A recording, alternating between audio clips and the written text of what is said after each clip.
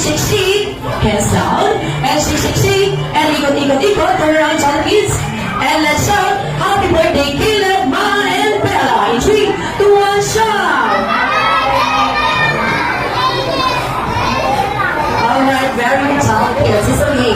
Jolly Kids, our first game for tonight is what we call Magical Shake the Shake.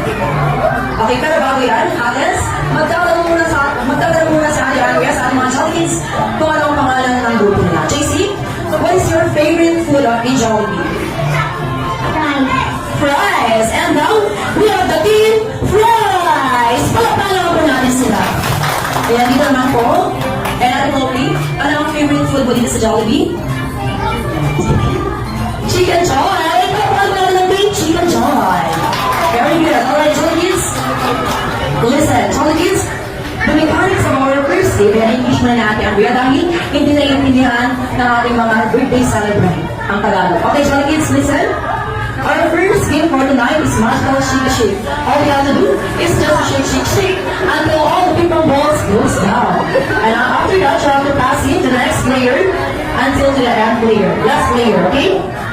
And the first group who will make 3 points will be the winner, okay? Ulitin ko, Jolly Kids, ang kailangan lang po natin gawin ay shake, shake, shake hanggang mababa lahat ng magical pong balls. At pagkatapos, kailangan po natin ipasa sa next player hanggang makarating po sa dulo. Kung sino ang unang makakatatlong putos, sila po ang panalo. Alright, Jolly Kids. Ayan, i-ask ko tayo natin, Janelle, meron ko yan.